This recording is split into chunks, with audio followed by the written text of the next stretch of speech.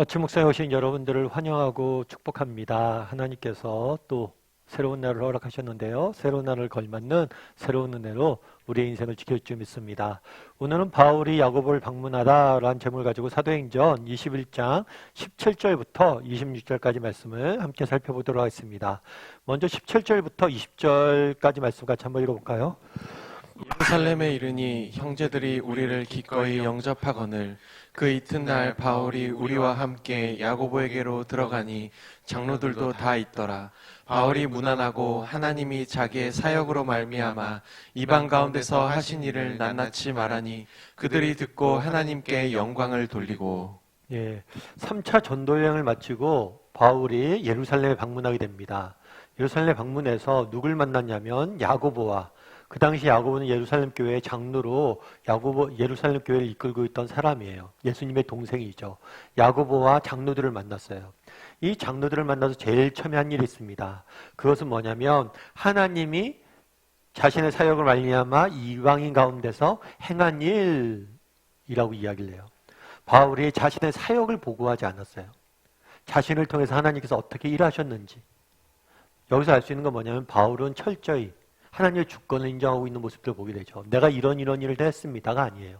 하나님이 나를 통해서 이런 일들을 하셨습니다.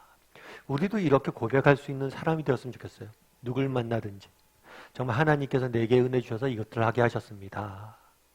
그래서 우리의 시선을 계속해서 하나님에게 돌리는 훈련들을 했으면 좋겠어요.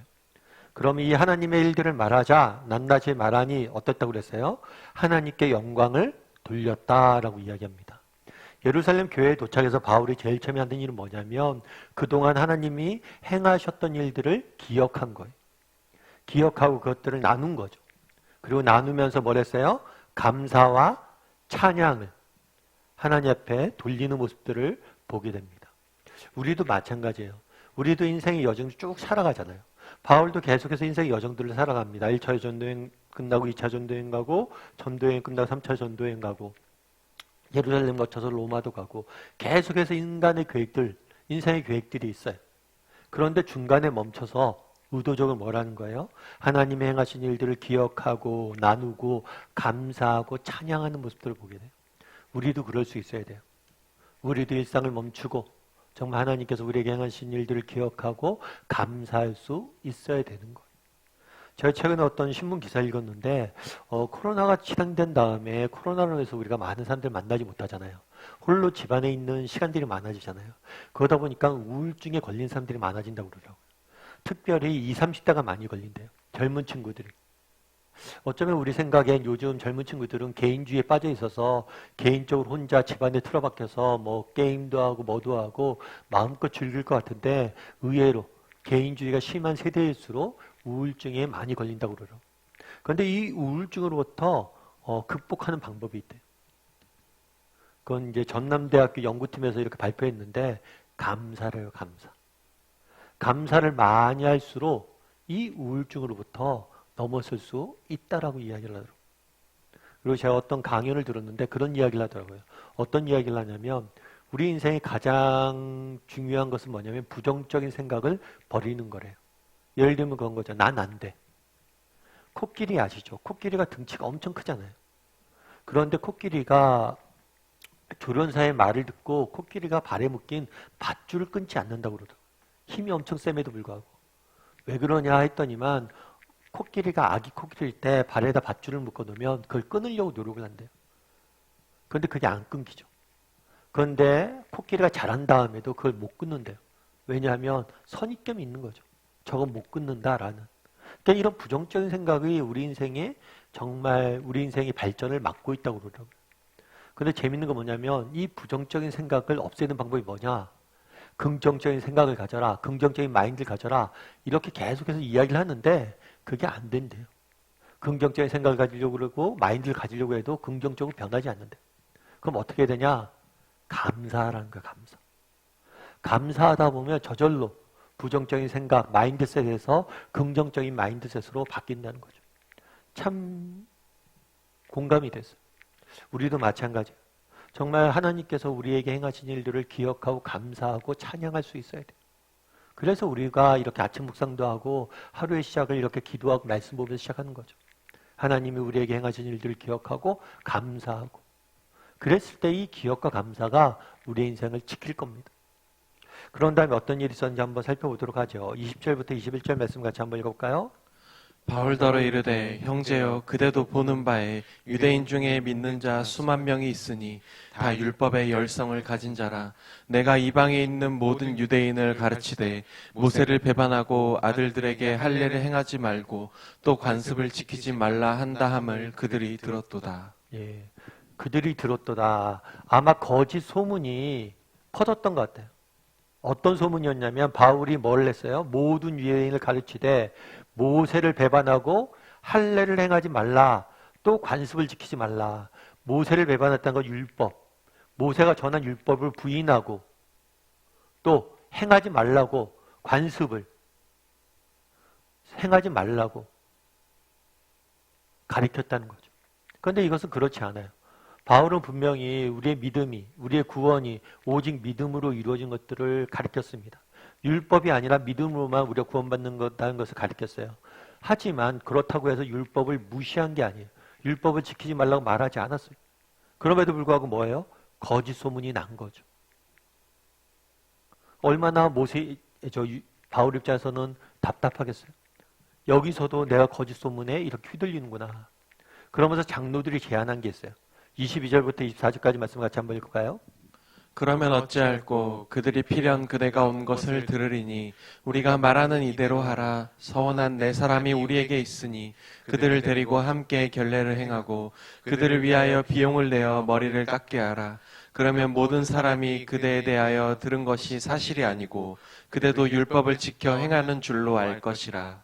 네, 이런 오해가 있으니까, 율법을 네가 지키지 않는다는 오해가 있으니까 우리 중에 서원한 네 사람이 있는데 이 사람의 후원자가 되라는 거예요. 이 사람이 율법에 따라 서원을 했는데 이 사람이 율법에 따라 서원한 내용을 잘 지킬 수 있도록 네가 후원자가 돼서 행하라는 거예요. 그럼 사람들이 율법을 바울도 지키는구나 라고 생각할 수 있다는 거겠죠. 그래서 그들을 배려하라는 거예요. 사실 우리가 살다 보면 바울처럼 이렇게 오해를 받는 경우들이 있어요. 그래서 랄프 에머슨 같은 사람 뭐라고 얘기했냐면 위대하게 된다는 것은 오해를 받는 것이다, 이렇게 이야기했어요. 다르게 얘기하면 우리가 이 땅을 살면서 선한 일을 하거나 열심히 살려고 노력하다 보면 이런 오해나 이런 거짓들로부터 이렇게 흔들릴 때가 있다는 거예요. 그러자 바울한테 뭐라고 제안한가? 이 오해를 네가 풀려고 노력하라는 거죠. 물론 바울 입장에서 그렇게 이야기할 수 있어요. 아니 내가 그런 적이 없는데 무슨 이야기냐?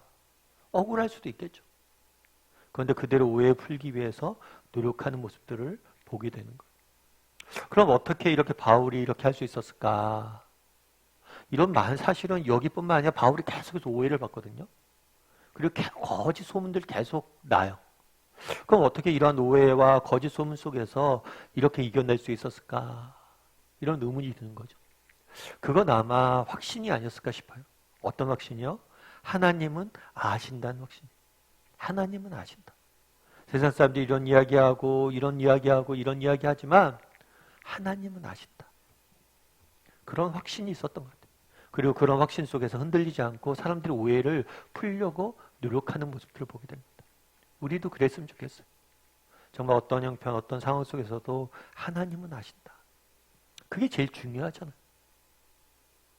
예전에 어떤 피아니스트 공연에 대한 이야기를 들은 적이 있어요. 이 피아니스트가 막 연주를 합니다. 연주를 하고 나서 다 끝나면 이렇게 관객들이 막 박수치고 인사하잖아요. 막 박수치고 인사하는데 이 피아니스트가 관중석이 한쪽만 계속해서 주시해서 보는 거예요. 나머지 관중들은 다 환호하는데 신경 쓰지 않고. 그 왜 그럽니까? 물어봤더니 그 자리에 자신의 스승이 있다는 거예요. 정말 관객들이 환호하지만 저 스승이 인정했을 때만이 내 연주는 오늘 완성된 거라고 이야기하더라고요. 그렇죠. 많은 사람들의 이야기, 말들도 중요하지만 정말 중요한 건 누구예요? 스승, 한 사람일 수 있다는 거예요. 저도 예전에 국제제자훈련을 할 때 옥하는 목사님이 가끔 이렇게 지나가다가 양 목사 참 요즘 고생이 많다. 이번에 한 거 봤는데 잘했더라. 이렇게 칭찬 한마디 들으면 정말 한 학기를 살아갈 힘이 나더라고요. 우리 하나님이 아시죠. 때로는 우리가 세상에서 오해받을 때 있고 세상에 정말 거짓된 이런 이야기를 들을 때가 있지만 늘 기억해야 될 게 있어요. 그건 뭐냐면 하나님은 아신다는 거. 그리고 하나님이 다 갚아주실 것이다. 오늘 하루 우리가 세상 속에 살아가야 됩니다. 그런데 늘 쉽지가 않잖아요. 세상 속에 살아갈 때. 근데 우리 가운데 확신했으면 좋겠어요. 뭘 확신하면 좋아요? 하나님이 아신다. 그 사실을 확신하고 오늘 하루 정말 세상 속에서 여러 가지 힘든 일이 있어도 우리 하나님이 아신다. 갚아줄 것이다. 이런 믿음으로 살아가는 저와 여러분이 되길 소원합니다. 우리 이 시간 함께 기도했으면 좋겠는데요. 기도하실 때 오늘 말씀 기억하면서 기도했으면 좋겠습니다. 그날의 바울이 에베소 장로들과 함께 하나님이 자기에게 행하신 일들을 이야기하고 나누는 모습들 보게 됩니다. 우리도 하나님께서 우리에게 베푸신 은혜를 늘 기억하고 나누고 하나님 앞에 감사할 수 있는 사람들이 되게 해달라고 기도했으면 좋겠습니다. 또한 기도할 때 정말 그날의 바울이 그러했던 것처럼 우리도 이 땅을 살다 보면 많은 노예와 시험과 어려움들이 있을 수 있는데 그럴 때라도 하나님은 아신다. 하나님이 때가 되면 칭찬해 주실 것이다. 라는 믿음을 가지고 어떤 상황 속에서도 걸어가게 해달라고 함께 기도해 주시고 또 오늘 하루 세상 속에서 믿음을 승리하는 하루가 되게 해달라고 함께 기도하도록 하겠습니다. 같이 기도하시겠습니다.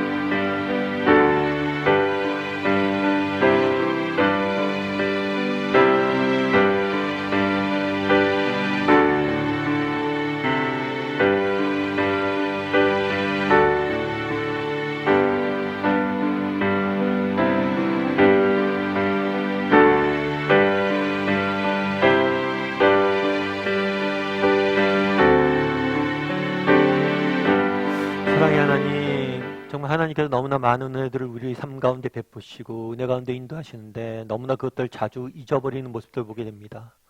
그것들을 잊어버리고 정말 우리 삶 가운데 감사가 사라지고 불안과 염려가 가득해 있음을 보게 됩니다.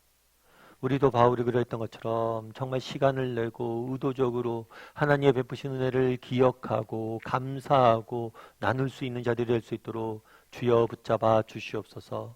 그 감사가 우리를 지킬 줄 믿습니다. 아버지 하나님, 또한 정말 바울이 많은 오해와 거짓과 이런 곳에서도 늘 흔들리지 않는 모습들을 보게 됩니다. 정말 우리도 이 땅을 살다 보니 여러 가지 오해도 받을 때도 있고 거짓 소문에 휘둘릴 때도 있고 여러 가지 역경과 어려움들이 있을 때도 있는데 그럴 때라도 하나님이 아신다. 이 사실을 잊지 않고 기억하게 도와주시옵소서. 하나님께서 아시고요. 반드시 위로하시고 갚아주실 것이다. 그런 믿음을 가지고 어떤 형편, 상황 속에서도 낙심하지 않고 믿음을 가지고 살아가는 우리 모두가 될 수 있도록 주여 은혜를 더하여 주시옵소서.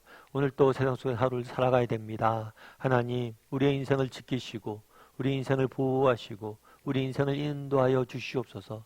그래야 정말 우리 하나님께서 얼마나 좋으신 아버지 되시는지 맛보아할 수 있는 오늘 하루가 될 수 있도록 주여 은혜를 더하여 주시옵소서. 하나님께서 우리와 함께 할 줄 믿사오며 모든 말씀 예수님의 이름으로 기도드립니다. 아멘.